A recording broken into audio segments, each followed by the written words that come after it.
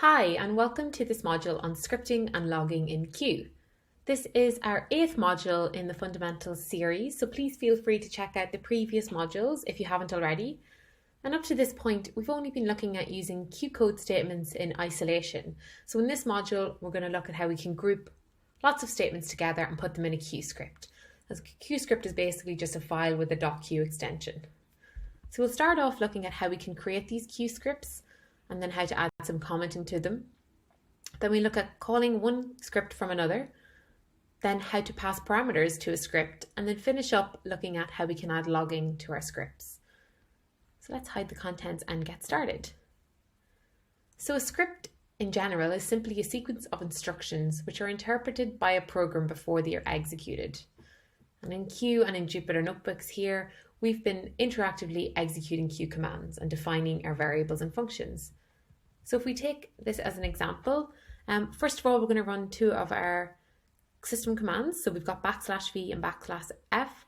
So if we can't remember what they are, we can pop over to here, click on this link on our reference card, and we see we've got \v here, shows us our variables in that Q session, and then \f will show us the functions that we have. So if I execute both of those, you'll see I have no variables defined, and I've got these two helper functions, help and print, which are just generic in the Jupyter Notebook.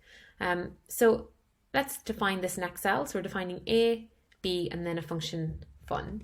We run that, and then we run our cell afterwards. We'll see we now have two variables, and then we've got this function added to our list of functions. Okay.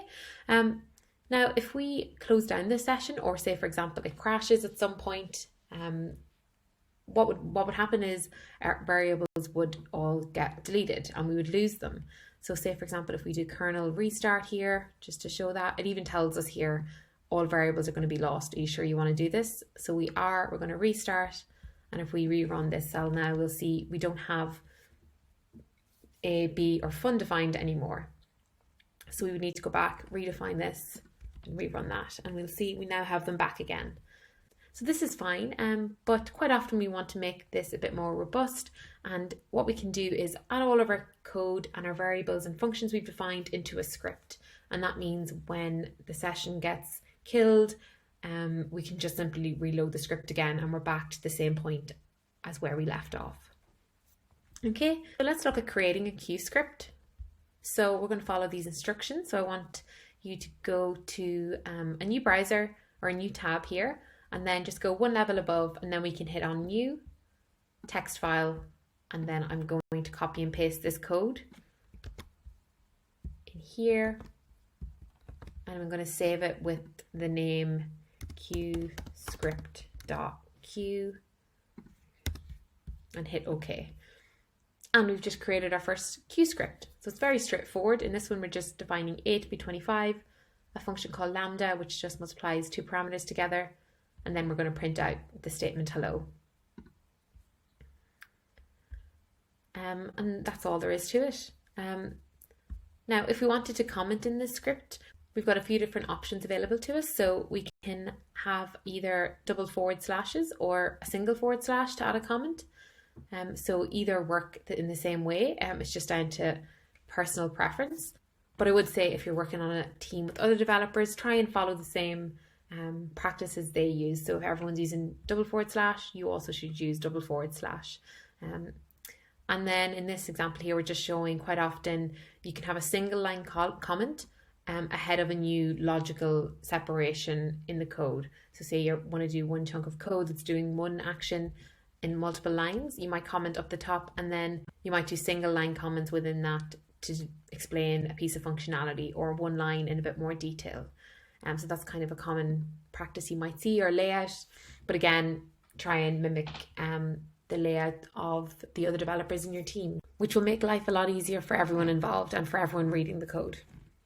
You can also comment a block of code out, and we can do that using a forward slash, so just a single forward slash in this case, and then we can use a single backslash to end it, and these must be on their own separate lines here, and this will allow you to do a block of code. And then if you wanted to add some commenting to our script we just created, we could do that. Say we do one here saying this is the multiplication function. And we could also say some code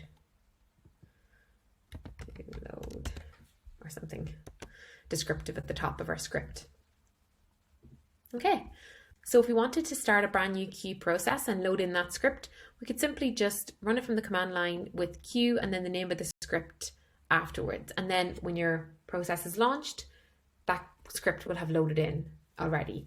But because we're on Jupyter here, our queue process is already running, so we're going to load it interactively. And we can do that using the system command. So I can use either \L or system to do that here. So we're just going to again run \V and F to show what we have beforehand. And if we do our load, and then if we run this afterwards, you'll see we now have an addition of the lambda function. We actually already had a defined from a previous question, but now we see we have lambda, which we didn't have before. And that's coming from our queue script here on this line. Okay. And the difference between here and here, we have both options available to us. So in queue, you can either run system commands if they have a \L option. So if we hop over to our reference card on code.kx.com and click on command line options and system commands, you'll see we have \L to load file or directory. And we also have the option to use system to do that with the system command. And we can also run more generic commands on our operating system, like pwd to get the present working directory. We could also run things like ls to list out our directory contents. So that saves you having to navigate above manually, and you can do it via the code here. Okay, so that's how we can load our script in. And let's pause here and I'll see you in the next video.